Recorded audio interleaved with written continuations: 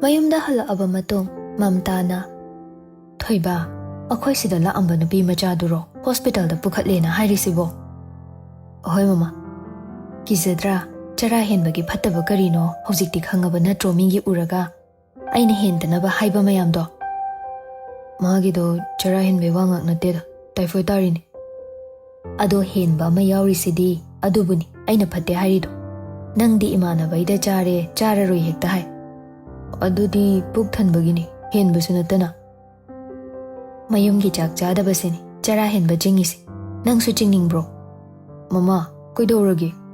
ꯀꯩꯁꯨ ꯇꯧꯗꯦꯗ, ꯅꯪ ꯄꯥꯕꯨꯡ ꯆꯪꯉꯛꯑꯦꯗꯣ ꯈꯔ ꯐꯒꯠꯂꯦ ꯍꯥꯏꯌꯦ꯫ BP ꯂꯣ ꯑꯣꯏꯕꯒ ꯀꯩꯒ ꯄꯨꯂꯞ ꯄꯨꯟꯁꯤꯜꯂꯒ ꯋꯥꯟꯊꯔꯛꯄꯅꯤ꯫ ꯅꯨꯃꯤꯠ ꯀꯌꯥꯅꯤ ꯂꯩꯈꯤꯅꯤ ꯍꯥꯏꯒꯦ ꯄꯥꯕꯨꯡ?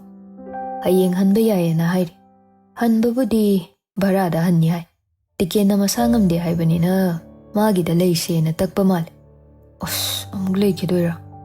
ꯈꯪꯗꯦꯗ ꯊꯣꯏꯕ ꯑꯗꯨꯒꯤꯗꯤ ꯑꯩ ꯀꯨꯞꯊꯅ ꯍꯪꯉꯨꯗ꯭ꯔꯦ, ꯃꯈꯣꯏ ꯌꯥꯅꯖꯕꯅꯤꯗꯅ꯫ ꯅꯨꯄꯤ ꯃꯆꯥꯁꯦ ꯊꯧꯕꯥꯜꯗꯒꯤꯅꯦꯅ ꯍꯥꯏꯔꯤꯅꯦ꯫ ꯃꯃꯥ, ꯅꯪ ꯁꯤꯗꯤ ꯀꯩꯗꯧꯔꯒꯦ? ꯅꯈꯣꯏ ꯄꯥꯕꯨꯡꯗ ꯍꯥꯏꯔꯤꯕꯅꯤ꯫ ꯑꯩꯅ ꯅꯍꯥꯟꯅ ꯔꯥꯁꯇ꯭ꯔꯤꯒꯤ ꯃꯅꯥꯎꯄꯤꯅꯦꯅ ꯍꯥꯏꯈ꯭ꯔꯕ ꯅꯠꯇ꯭ꯔꯣ? ꯃꯁꯛꯁꯨ ꯍꯥꯏꯔꯞ ꯃꯥꯟꯅꯕꯅꯤ꯫ ꯑꯩꯗꯤ ꯀꯥꯎꯔꯦꯕꯣ꯫ ꯁꯤꯒꯤ ꯋꯥꯁꯦ ꯁꯥꯕ ꯍꯧꯅꯗꯦꯁꯦ, ꯑꯇꯣꯞꯄ ꯑꯣꯏꯅ ꯁꯥꯁꯤꯗ꯫ ꯄꯥꯕꯨꯡ, ꯑꯩ ꯀꯩꯁꯨ ꯂꯥꯟꯅ ꯈꯟꯕ ꯂꯩꯇ꯭ꯔꯦ, ꯀꯩꯝꯇ ꯄꯥꯈꯠꯇ꯭ꯔꯁꯨ ꯌꯥꯔꯦ꯫ ꯀꯃꯥꯏ ꯋꯥꯟꯊꯔꯤꯅꯣ ꯊꯣꯏꯕ? ꯄꯦꯄꯔ ꯂꯧꯁꯤꯟꯕꯩ ꯀꯧꯕꯗꯨꯗ ꯇꯥꯗ꯭ꯔꯖꯥꯠꯅꯤ꯫ ꯑꯣꯖꯥꯅꯦꯅ ꯇꯧꯔꯤ ꯃꯌꯥꯝꯗꯣ ꯈꯔꯗꯤ ꯅꯦꯒ꯭ꯂꯦꯛ ꯆꯥꯏ꯫ ꯁꯥꯇ꯭ꯔꯤ ꯑꯃ ꯇꯨꯃꯤꯟ ꯂꯩꯈ꯭ꯔꯦꯗꯤ ꯃꯈꯣꯏ ꯌꯦꯡꯐꯝ ꯊꯣꯛꯄꯅꯤ꯫ ꯑꯩꯅ ꯍꯪꯕꯅꯤ, ꯃꯈꯣꯏꯁꯨ ꯄꯤꯛ ꯑꯥꯋꯔ ꯑꯣꯏꯕꯗꯨꯗ ꯌꯦꯡꯉꯨꯗꯕꯅꯤ ꯍꯥꯏꯅꯦ꯫ ꯔꯟꯖꯤꯠꯅ ꯑꯔꯣꯏꯕ ꯑꯣꯏꯅ ꯃꯥ ꯎꯔꯝꯕꯁꯨ ꯑꯟꯁꯔ ꯏꯍꯧꯏ ꯍꯥꯏꯅꯦ꯫ ꯀꯌꯥꯝꯕꯨ ꯏꯔꯝꯅꯤ ꯑꯗꯨꯗꯤ? ꯏꯕꯒꯤꯗꯤ ꯂꯣꯏꯅ ꯏꯔꯝꯅꯤꯗ, ꯑꯀꯣꯟꯕꯒꯤ ꯃꯤꯅꯠ 4-5ꯗꯨꯗ ꯋꯥꯟꯊꯕꯒꯤ ꯋꯥꯔꯤꯅꯤ꯫ ꯃꯃꯥ, ꯂꯥꯏꯔꯤꯛ ꯍꯩꯕ ꯀꯥꯡꯕꯨꯅꯤ 10ꯗ ꯄꯣꯖꯤꯁꯟꯒ ꯂꯦꯞꯄꯤꯕ꯫ ꯍꯣꯏꯅꯦ, ꯃꯁꯛꯇꯣ ꯌꯦꯡꯕꯗ ꯂꯥꯏꯔꯤꯛ ꯍꯩꯕꯗꯤ ꯃꯥꯜꯂꯤ꯫ ꯃꯥ ꯉꯥꯏꯍꯥꯛꯇꯤ ꯒ꯭ꯌꯥꯟ ꯃꯥꯡꯕꯅꯤ, ꯀ꯭ꯂꯥꯁꯔꯨꯝꯗꯩ ꯃꯄꯥꯜ ꯊꯣꯔꯛꯑ ꯐꯥꯎꯗ ꯈꯔ ꯒ꯭ꯌꯥꯟ ꯇꯥꯗꯦ, ꯑꯗꯩꯗꯤ ꯑꯗꯨꯝ ꯇꯥꯔꯕ ꯃꯥꯜꯂꯦ꯫ ꯌꯥꯔꯦꯁꯦ ꯌꯥꯔꯦꯁꯦ, ꯃꯁꯤ ꯍꯧꯈ꯭ꯔꯦꯁꯦ꯫ ꯃꯦꯠꯁꯅ ꯀꯌꯥꯝ ꯍꯣꯠꯂꯕ? ꯃꯤꯒꯤꯗꯤ ꯍꯩꯕꯅꯤꯅ ꯃꯥꯔꯛ ꯋꯥꯡꯅ ꯐꯪꯂꯛꯀꯅꯤ, ꯑꯩꯈꯣꯏꯁꯨ ꯍꯩꯇꯦ ꯍꯥꯏꯕꯗꯤ ꯅꯠꯇꯦ, ꯑꯗꯨꯕꯨ ꯀꯌꯥꯝ ꯐꯪꯗꯧꯕ ꯈꯪꯅꯤꯡꯉꯤ꯫ ꯗꯥꯎꯗ ꯂꯩꯔꯦꯗꯨꯅꯤ, ꯑꯔꯥꯏꯕ ꯍꯪꯉꯒꯅ ꯃꯥꯔꯛ ꯌꯥꯝ ꯐꯪꯉꯤ, ꯅꯠꯇ꯭ꯔꯗꯤ ꯈꯪꯗꯦ꯫ ꯑꯦꯛꯖꯥꯝ ꯑꯃ ꯊꯥꯔꯨꯔꯒ ꯍꯜꯂꯛꯄꯗ ꯉꯥꯏꯔꯤ, ꯑꯉꯥꯡꯗꯅꯦ ꯑꯗꯨꯛ ꯇꯦꯟꯁꯟ ꯄꯤꯕꯁꯨ ꯍꯧꯅꯗꯦꯗ ꯃꯈꯣꯏ ꯄꯥꯎ꯫ ꯂꯣꯡ ꯇꯔꯝ ꯐꯥꯏꯠ ꯑꯃꯨꯛ ꯍꯧꯔꯛꯇꯣꯔꯕ?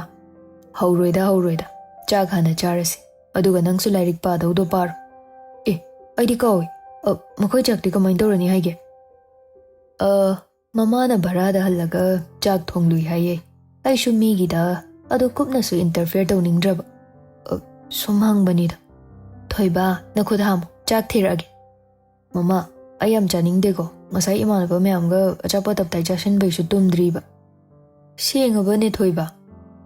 ꯗꯦꯕꯤꯠ ꯅꯠꯇ꯭ꯔꯒ ꯂꯥꯛꯄꯗ ꯀꯣꯜ ꯇꯧꯔ ꯑꯗꯨꯝ ꯍꯪꯉꯨ, ꯑꯗꯨꯝ ꯍꯥꯏꯔꯛꯑꯗꯕꯅꯦ ꯑꯁꯦꯡꯕꯗꯣ꯫ ꯁꯦ, ꯑꯗꯨ ꯑꯣꯏꯔꯁꯨꯅꯦ ꯈꯔ ꯆꯥꯈꯤꯁꯦ꯫ ꯍꯣꯏ, ꯈꯔꯕꯨꯗꯤ ꯆꯥꯅꯤꯌꯦ꯫ ꯍꯌꯦꯡꯅ ꯅꯈꯣꯏ ꯃꯃꯥꯒ ꯑꯩꯒ ꯑꯃꯨꯛ ꯉꯥꯏꯍꯥꯛ ꯌꯧꯕꯤꯌꯨ ꯍꯥꯏꯗꯨꯅꯤ, ꯑꯗꯨꯒ ꯅꯪ ꯑꯩꯈꯣꯏ ꯂꯩꯇ꯭ꯔꯦꯅ ꯃꯦꯠꯁ ꯍꯣꯠꯇꯕꯗꯤ ꯌꯥꯔꯣꯏꯗꯕ꯫ ꯍꯣꯠꯅꯤꯌꯦ ꯄꯥꯕꯨꯡ꯫ ꯄꯥꯁ ꯃꯥꯔꯛ ꯈꯛꯇꯅ ꯌꯥꯔꯣꯏꯀꯣ, 50% ꯌꯧꯕꯗꯨꯅꯤ ꯄꯥꯝꯃꯤꯁꯦ꯫ ꯁꯤꯒꯤ ꯋꯥ ꯅꯠꯇꯦ, ꯑꯇꯣꯞꯄ ꯁꯕꯖꯦꯛ ꯈꯨꯗꯤꯡꯒꯤꯅꯤ꯫ ꯐꯥꯔꯁ ꯗꯤꯕꯤꯖꯟꯗꯤ ꯏꯔꯥꯏ ꯂꯥꯏꯅ ꯌꯧꯅꯤꯗ, ꯏꯪꯂꯤꯁ 2ꯅ ꯃꯥꯔꯛ ꯑꯗꯨꯝ ꯆꯤꯡꯈꯠꯈꯤꯕꯗ꯫ ꯏꯪꯂꯤꯁ ꯈꯛꯀꯤ ꯋꯥ ꯅꯠꯇꯦ, ꯑꯇꯩꯅ ꯃꯥꯔꯛ ꯌꯥꯝ ꯐꯪꯂꯒ ꯐꯣꯔꯠ ꯁꯕꯖꯦꯛꯇꯨꯅ ꯏꯅꯦꯝ ꯅꯦꯝꯕꯗꯣ ꯑꯗꯨꯁꯨ ꯀꯥꯟꯅꯕ ꯅꯠꯇꯦ ꯍꯥꯏꯔꯤꯕ꯫ ꯍꯣꯏ ꯄꯥꯎ, ꯅꯈꯣꯏ ꯇꯥꯃꯣꯒꯤ ꯃꯇꯝꯗꯗꯤ ꯃꯥꯔꯛ ꯌꯥꯝ ꯂꯤꯛꯅ ꯄꯤꯔꯤꯅꯤ, ꯃꯌꯥꯝ ꯑꯃꯁꯨ ꯀꯝꯄꯥ ꯂꯥꯛꯂꯤꯕꯅꯤ꯫ ꯅꯈꯣꯏ ꯃꯇꯝꯁꯤꯅ ꯃꯥꯔꯛ ꯄꯤꯕꯨ ꯄꯤꯃꯜꯂꯕꯅꯤ꯫ ꯀꯩꯒꯤꯅꯣ ꯑꯗꯨꯗꯤ? ꯄꯥꯁ ꯇꯧꯕꯒꯤ ꯆꯥꯡ ꯅꯦꯝꯃꯤ, ꯑꯗꯨꯅꯁꯨꯅꯤ꯫ ꯁꯤꯁꯨ ꯏꯟꯗꯤꯌꯥꯒꯤ ꯑꯇꯣꯞꯄ ꯁꯦꯀꯦꯟꯗꯔꯤꯒꯤ ꯄꯔꯁꯦꯟꯇꯦꯖꯀ ꯌꯦꯡꯅꯔꯗꯤ ꯅꯦꯝꯂꯤꯕꯅꯤ꯫ ꯁꯦ, ꯆꯥꯕ ꯍꯧꯔꯣꯁꯦ, ꯑꯋꯥꯠ ꯑꯄꯥ ꯍꯦꯛꯇ ꯍꯥꯏꯌꯨ, ꯂꯦꯝꯍꯟꯕꯗꯤ ꯌꯥꯔꯣꯏꯀꯣ꯫ ꯍꯥꯏ ꯃꯃꯥ, ꯊꯨꯝ ꯈꯔ ꯃꯆꯤꯗ ꯍꯥꯞꯄꯣ꯫ ꯍꯣꯏ ꯍꯥꯞꯄꯛꯀꯦ꯫ ꯃꯦꯠꯁꯀ ꯕꯥꯏꯑꯣꯒ ꯏꯀꯥꯟ ꯀꯥꯟꯅꯗꯦ, ꯑꯁꯤꯅꯤ ꯅꯨꯡꯉꯥꯏꯗꯣꯏꯁꯦ꯫ ꯑꯃ ꯏꯕꯗ ꯑꯃꯁꯨ ꯀꯨꯏꯗꯅ ꯑꯗꯨꯝ ꯂꯣꯏꯔꯅꯤ꯫ ꯌꯥꯎꯁꯪ ꯊꯥꯕꯜꯒꯤꯔꯣ? ꯍꯣꯏ, ꯃꯃꯥꯡ ꯆꯍꯤꯗꯩ ꯋꯥꯅ ꯉꯥꯏꯔꯛꯏꯅꯤ꯫ ꯑꯦꯛꯖꯥꯝꯒꯤ ꯍꯥꯟꯅ ꯈꯟꯈꯤꯁꯤꯀꯣ꯫ ꯈꯔ ꯆꯥꯕꯗꯣ ꯑꯗꯨꯝ ꯊꯜꯂ ꯃꯥꯜꯂꯦ, ꯃꯦꯠꯁ ꯍꯣꯠꯂꯨꯅꯤ ꯍꯥꯏꯕꯒꯤ ꯅꯃꯥꯗ ꯆꯪꯂꯛꯑꯦ꯫ ꯗ꯭ꯔꯤꯞ ꯈꯛ ꯀꯥꯞꯇꯣꯏ ꯖꯥꯠꯂꯥ? ꯆꯥꯛ ꯆꯥꯕꯗꯤ ꯁꯨꯡꯌꯥ ꯌꯥꯗ ꯖꯥꯠꯂꯅꯤ ꯃꯥꯒꯤꯗꯨꯕꯣ? ꯍꯌꯦꯡ ꯆꯠꯄꯁꯤ ꯑꯩꯁꯨ ꯌꯥꯎꯕꯅ ꯐꯗꯣꯏꯔꯥ, ꯅꯠꯇ꯭ꯔꯒ ꯑꯗꯨꯝ ꯂꯩꯍꯧꯔꯁꯤꯔꯅꯤ? Imung anise hanadaydi adum close oiba mal wahay watado. Ado akoinigi marise moisu lona khanari zalani. Nupisingse mamaga wari share dawe haibani. Yaroibi so moi mamada wari saramgadrani. Aibu maagi maramda yam khangningeda. Phone adum toksillasirani. Hoida nipa majani thauna phudogi. Chairasu phone dani hayeng waina ise nipa dani na haidoribani. Masana lepa phirepni call fat hekta tawsili. Sanaso macha chak pizaba matang oibana phone paikhatpa sanglamde.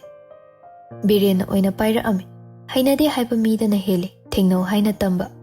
Hello, kana? Baba aini. Ibungo, ai haisi kana none. Number si save tawramdre. RB ni, haidi Raspberry ni haiba. Oh, nang oire. Maado kamain tawrage, chak chakrabo. Haidi drip kapani na chak chaba yade kaina haiba lebro. Adumba gyamta leite da. Mama na chak illiye. Adu khangdana tawrakpanida. Nakhoi pabung so ngahaki mamangda wari sai. Ojana su yam chenbiramle khoi. Khangnabagi mateng pangnabani. Hayeng so imaga punna chatni na hai. Oh, nungai ne. Hospital da kyam kuina leikhidoina baba. Doctor na sum leyo haibro. Hayeng numidang wairam oina halani. Kuina leiraga ma lairik paba yabasu nati. Aduga matam sumagi. Hoi adubudi. Exam su leibanina lairik pajaru ko dudi. Aishu thammage. Hoi, thamjare baba. Ibungo Raspberry hauzik tawra idubo. Mani. Makhoi babagi wari khusadubu kaino. Angangdu phajana haibiba yadro. Adu phajana wari saidudi. Kona thangda lairik paru chosu haikhridudi. Masu parage haina thamkhre. Ibemagi maramda khangningdana tawrak poiramni. Ngasai sune makhoi mayamni la amido. Mana hanglakpaduni aishu khumido. Hayeng ojaga itaimaga lakani na haine. Adu boba. Phajana angangduda namana chak ili paihalaki so haide. Haima, chak ili dudi aishu haibani. Aduda mana nang paihalu ode hairakte. Aduna aisu kai wari makha taruni lairik pau haiba nattana. Ai tage na tabani. Baba se aigi marup mapangda yengba mityenga tamo haigida yengbaga yam khetnai. Kai khetnarage ne tombi. Mi masana thamage hairaga thamkiba bo. Aina kai amuk hairudoino. Se simaga chaselu. Ima amuk tawrasu tawrage. Tawrurano mi lairik paramaso amuk thugai boina thoani. Tamogi mamana boiradi kai injang chare kamdawri na hangdoba. Haima, tombi. Mana phone duda wa lattana khumlakpadugi tawbani ne. Matung amuk call tawra adine. Ai phajana sage ko karimta khalurano. Lairik ngahak yengba ngamdoiro nangbo natraga pothagero. Ai ko ngasi sauning. Saukhinu se ising lumbu sabase khara thakjelu. Khanau nungaidoini sinamu. Guli di kadaino adusu chahaurage. Hai, ising lumbu sabaga guli ga chanu phatteni. Sasu sadaba ingshu ingdaba ising so in thaose. Se si hana chada wairamni. Aige lairik to gang tapiyo haiphet yenge. Hojik tumsaladi phipam am tararoiba. Yam hena sune load pisenganuda khara pothau haibado. Se phone se sida thamage ko ai amuk thoge. Thankini. Mi ani lekpadu amuk wa ngangakani. Hoi yobaga paw amadi pibira uko. Hoi pirake. Adagi ani dusune kari chari haina hangningbani. Mapa hek thokibaga phone du lamduna call fat tawsali. Amadusu pairakpana hali. Hello, baba. Hainkai aingonda baba dum ko. Nang su thaina aina sartiken hoida leiba kanda haidaine. Ima leitro. Aikha baba thindokpa thoki adugini call tawraise. Nang haki mamangda call tawrakpada ai chak kana chari. Hairakpani. Aidi mihulga ayo. Nanga ahanba koinaba horakpagi mihul chongba speed to the hen yang chungini. Wangang kaya haitabane khoi babase. Maga totna tinaba midabudi adum ngangba. Hoi, matang matam noramganida. Ai nangdo nungairammaroina call tawraini. Adugidi kyam khande. Nangna hospital gi bed aina ngangba sutada isisina tumaga leibada. Adugi nungaitaba yaude. Ai naba pharena. Adudi yumda halu. Aduda sum leibado. Ai lefam khangde. Wakhal yam waiba. Waga no kaisu. Sartiken hoida leiba yai haido kamain toino. Adu asengbro. Nang ngawrabo. Ngawdri. Ngawdori. ꯅꯪꯁꯨ ꯉꯥꯎꯗ꯭ꯔꯤꯕ ꯅꯠꯇ꯭ꯔꯣ ꯑꯩꯁꯨ ꯉꯥꯎꯗ꯭ꯔꯤ ꯑꯗꯨꯅ ꯂꯩꯔꯨꯏ ꯃꯈꯣꯏꯗ ꯊꯑꯣꯏꯅ ꯂꯩꯔꯔꯣꯏꯅ ꯅꯠꯇ꯭ꯔꯣ ꯚꯔꯥꯗ ꯂꯩꯈ꯭ꯔꯤꯁꯦ ꯑꯩꯒꯤ ꯌꯥꯔꯣꯏꯕꯤꯗꯅꯤ ꯂꯥꯏꯔꯤꯛ ꯈꯔ ꯄꯥꯕꯗꯤ ꯌꯥꯕꯅꯤꯀꯣ ꯑꯩꯅ ꯉꯁꯥꯏꯁꯨ ꯄꯥꯅꯕ ꯍꯥꯏꯈꯤꯕꯅꯤ ꯇꯥꯕꯤꯔꯤꯔ ꯇꯥꯕꯤꯗ꯭ꯔꯤꯔ ꯑꯩ ꯈꯪꯗꯦ ꯎꯗꯕꯅꯤꯅ ꯄꯥꯗꯣꯏꯗꯧꯔꯤꯌꯦ ꯀꯩ ꯄꯥꯗꯣꯏꯅꯣ ꯅꯨꯡꯁꯤꯕꯒꯤ ꯇꯦꯛꯁꯕꯨꯛ ꯍꯥꯡꯗꯣꯛꯇꯨꯅ ꯅꯨꯡꯁꯤ ꯐꯣꯔꯃꯨꯂꯥ ꯐꯥꯗꯣꯏꯕ ꯑꯗꯨꯒ ꯅꯨꯡꯁꯤ ꯆꯦꯕꯥꯡꯗꯅꯦ ꯅꯨꯡꯁꯤ ꯐꯣꯜ ꯇꯥꯅꯕ ꯍꯣꯠꯇꯣꯏꯕ ꯑꯗꯨꯗꯤ ꯌꯥꯝ ꯅꯨꯡꯉꯥꯏꯗꯣꯏ ꯃꯥꯜꯂꯤꯅ ꯇꯤꯟꯁꯤꯟꯅꯕꯁꯤꯅꯦ ꯑꯩꯅ ꯌꯥꯝ ꯄꯥꯝꯖꯩꯁꯦ ꯅꯪꯁꯨ ꯑꯩꯒꯤ ꯇꯨꯡꯒꯤ ꯄꯨꯟꯁꯤꯗ ꯑꯗꯨꯝ ꯇꯤꯜꯍꯟꯗꯣꯏꯅꯦ ꯏꯃꯥ ꯂꯥꯛꯑꯅꯤ ꯑꯩ ꯊꯝꯃꯒꯦ ꯂꯥꯏꯔꯤꯛ ꯀꯟꯅ ꯄꯥꯎꯀꯣ ꯑꯗꯣ ꯍꯌꯦꯡ ꯂꯥꯛꯀꯦ ꯌꯥꯗꯦ ꯅꯪ ꯑꯔꯦꯝꯕꯗ ꯃꯇꯝ ꯃꯥꯡꯍꯟꯕ ꯌꯥꯝ ꯄꯥꯝꯕ꯭ꯔꯥ ꯂꯝ ꯍꯦꯟꯒꯅꯨ ꯐꯔꯦ ꯂꯥꯛꯑꯔꯣꯏꯒꯦ ꯑꯩꯅ ꯍꯥꯏꯈꯤꯕꯗꯣ ꯀꯥꯎꯅꯨꯀꯣ ꯃꯌꯥꯝꯅ ꯅꯪꯒꯤ ꯔꯤꯖꯜ ꯍꯪꯉꯛꯄꯗ ꯑꯩꯅ ꯄꯣꯡꯅ ꯄꯥꯎꯈꯨꯝ ꯄꯤꯗꯣꯏꯅꯦ ꯍꯣꯏ ꯐꯔꯦ ꯑꯩ ꯃꯦꯠꯁ ꯍꯣꯠꯂꯒꯦ ꯊꯝꯃꯒꯦꯀꯣ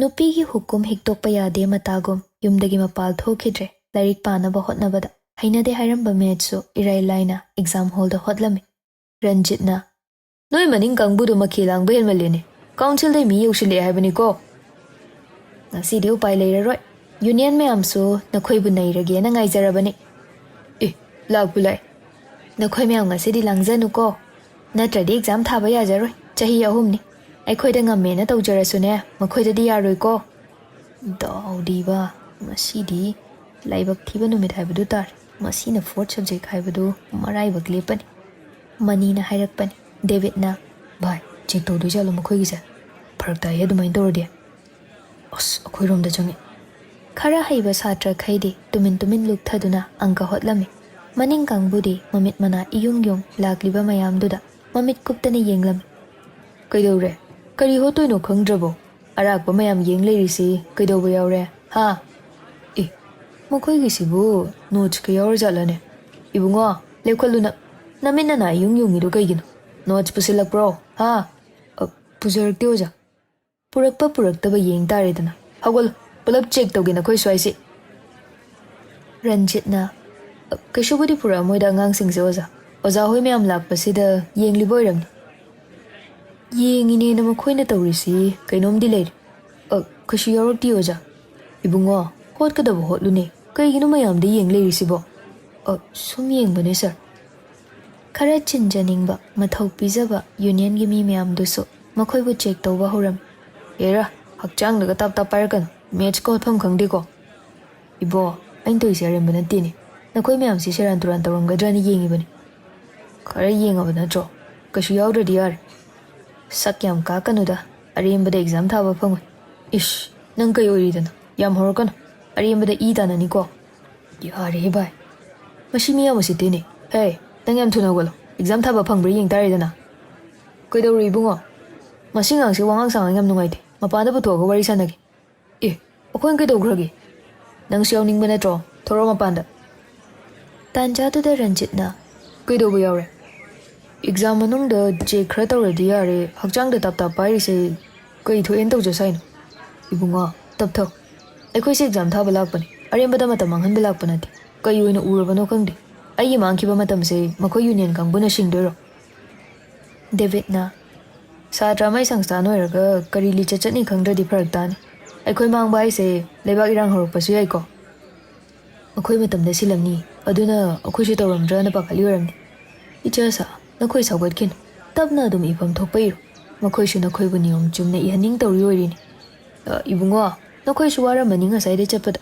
ꯊꯣꯛꯑꯁꯤ ꯂꯥꯛꯑꯣ ꯃꯄꯥꯟꯗ ꯑꯃꯨꯛꯅꯦ ꯑꯉꯥꯡꯈꯩꯁꯦ ꯀꯩꯁꯨ ꯇꯧꯔꯝꯗꯧ ꯃꯥꯟꯗꯦ ꯉꯁꯤꯒꯤ ꯑꯦꯛꯖꯥꯝ ꯃꯈꯣꯏ ꯀꯔꯝꯅ ꯊꯥꯕ ꯌꯦꯡꯕ ꯇꯥꯔꯦꯗꯅ ꯅꯩꯔꯤꯕ ꯍꯥꯏꯗꯨ ꯑꯣꯏꯔ ꯃꯥꯜꯂꯦ ꯉꯁꯤꯒꯤꯗꯤ ꯃꯈꯣꯏ ꯑꯃꯠꯇ ꯉꯛ ꯐꯥꯎꯕ ꯂꯦꯡꯕ ꯌꯥꯈꯤꯗ꯭ꯔꯦ ꯃꯥꯟꯅꯔꯒ ꯈꯠꯅꯕꯁꯨ ꯌꯥꯗ ꯃꯅꯤꯡ ꯐꯝꯕ ꯀꯥꯡꯕꯨꯗꯨ ꯉꯟꯇꯥꯅ ꯂꯣꯏꯅ ꯊꯣꯛꯅꯔꯝꯃꯤ ꯔꯤꯌꯥꯅ ꯅꯈꯣꯏꯗꯤ ꯑꯦꯛꯖꯥꯝ ꯀꯃꯥꯏꯅ ꯇꯧꯔꯝꯒꯦ ꯉꯁꯤꯒꯤꯗꯨꯗꯤ ꯀꯣꯏꯁꯟ ꯑꯃꯗꯤ ꯂꯥꯟꯕ ꯃꯥꯜꯂꯦ ꯑꯗꯨꯒ ꯆꯦꯛ ꯇꯧꯔꯤꯅꯦ ꯍꯥꯏꯅ ꯂꯥꯛꯄꯩ ꯀꯥꯡꯕꯨꯗꯣ ꯁꯨꯝ ꯂꯩꯁꯤꯟꯕꯗꯣ ꯗꯤꯁꯇꯔꯕ ꯌꯥꯝ ꯇꯧꯋꯤ ꯂꯩꯅꯥꯅ ꯈꯪꯗꯦꯗ ꯑꯗꯨꯝ ꯇꯧꯔꯝꯃꯤ ꯑꯃꯕꯨꯗꯤ ꯂꯥꯟꯕꯅꯤ 6 ꯃꯥꯔꯛꯀꯤꯗꯣ ꯃꯈꯣꯏꯅ ꯍꯥꯞꯄꯤꯔꯗꯤ ꯅꯨꯡꯉꯥꯏꯅꯤꯗ ꯑꯗꯨꯕꯨꯗꯤ ꯍꯥꯄꯛꯄ ꯌꯥꯏ ꯃꯈꯣꯏ ꯀꯥꯡꯕꯨꯗꯨꯅꯦ ꯁꯤꯗ ꯂꯦꯞꯄꯨꯔꯤꯁꯦ ꯉꯁꯥꯏꯒꯤꯗꯣ ꯀꯩꯗꯧꯅꯣ ꯑꯝꯇ ꯍꯪꯉꯨꯁꯤ ꯂꯥꯛꯑꯣ ꯍꯣꯏ ꯌꯥꯏꯌꯦ ꯀꯨꯏꯔꯕꯩ ꯇꯨꯡꯗ ꯅꯈꯣꯏꯅꯤ ꯑꯃꯨꯛ ꯎꯕ ꯐꯪꯉꯤꯅꯦ ꯀꯃꯥꯏꯅ ꯇꯧꯔꯝꯒꯦ ꯑꯦꯛꯖꯥꯝꯕꯣ ꯑꯗꯨꯝ ꯅꯨꯡꯉꯥꯏꯔꯝꯃꯤ ꯂꯥꯏꯔꯤꯛ ꯍꯩꯕ ꯁꯥꯇ꯭ꯔꯅꯤ masana dum nungairam taba akhoi ga dum di khetnarani ngasai khol khar kalap ngangnei du kaigino awa pa yam saba mamit ta kak ta ngai riba akhoi ga longa oiramni yam haitu sarakpa e naina notes por koiro na chin thi hai ni khute exam gi pen pencil admit card na taba kem purakte ko nupi na khoina pubai wara ba notes to puramni ni kaino kai de purakpano da o adune nange du maina wakhal hena khanjin ba makoina adu de ngonda chetna roina isau langna bani gari nusit thadu edaine e aduna kamai khangi ba mana tongak pa gari de makoina ngasai la e haibare ukhrabani special guest hadana manung ta na thaujin bada pa amadi dasata jata ba ado RBD udena makoi amaduga talking tarongani ma thorakpane khoina ngarise leina na phajana koinarabo ani duba khara leiradi lawbu lawnarani da masa ngamdaba matamda midi makubokna hospital da pukhali mani puk sona ba hangba chali e asingki loi khangnarabo kai khangdani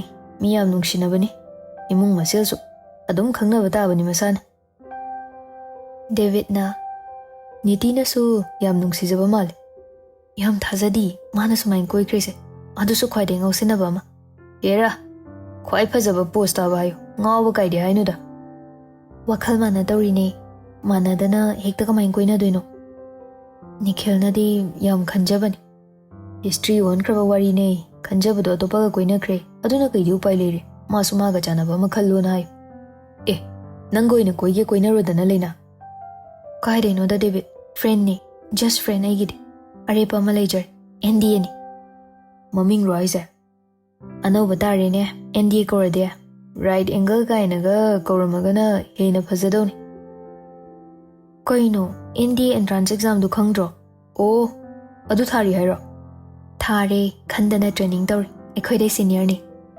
aduga NDA ID kai nangi do na role ma isu su dida ai jing nei ko Riana koino nangbu Navy ki training tori haidai ne mane o adumaina Navy ki training to boine hardi bhab tari dana NDA ka khaiba dudi meaning yam pu bai na aina haiba soi bai ne ai khoi mangai thabak tawdrise adudi tawde ya de hey nakoi sai su tawrabani na matam leiri kaino lakpa nang dinu pi su thire lodam ni hai khidai kamain to doiba after 5 years adum kanda ai karam leiri yengjola na chin thi ai ni kununga em torom de ni ya mahine yum pan dawre da khara tawde ya dre nupi ganta thi jare sune career di mangba ya dre ma so ai so makha tamkini shine aphaba matai manau haise e mayam wari saram le e joy akoi to per som da lak piu yani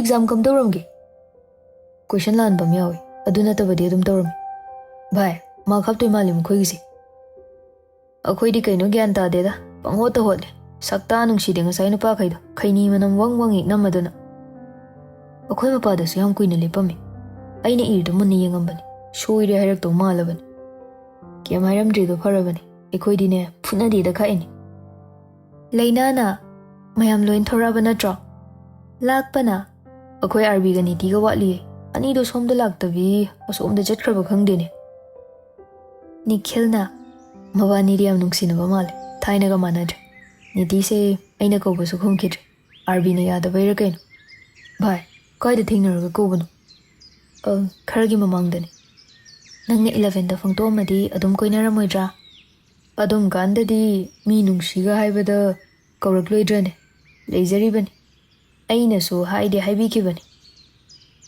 ai kem khande da pomna mak pass oikrabani hojik di ma sumagi lambi da dumak chacharsano aina di kai hairuni bro ani sha le re to makubok na ngasai su punna thilakpani punna handoi rani gari macha le ru daba khoi de sumain dum len batabani rahul kandi hanna batawrasi e atayam to unar roi haira ai su ngasi di Albert lak pa thokrage mayam su thoknakre akhoi pa ga muk phangjina dana pharak tanani adudi akhoi su bro am to unaruki ge ai bike to som khamami adu hana lawrasi mani hoi su pulap leiramayo okay bro ai so halagi mathang exam da puna muk thingna ba haiduni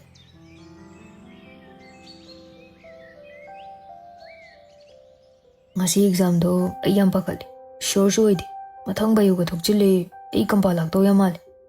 Kaisu la oi ko nang ne hena khanjeli. Nang na de hari yaroibi pungdo ai ne yam na hai bai taba sur nei ri ramido. Ningsing laga mittagi pi ta de da khai. Ei ko nupi thi je ni exam pass tawdradi. Lakpana pass tawdrasu kok thi jilu kainu bai. Nasani ga narabo. Andak te khoi su lei hai ba kaukre.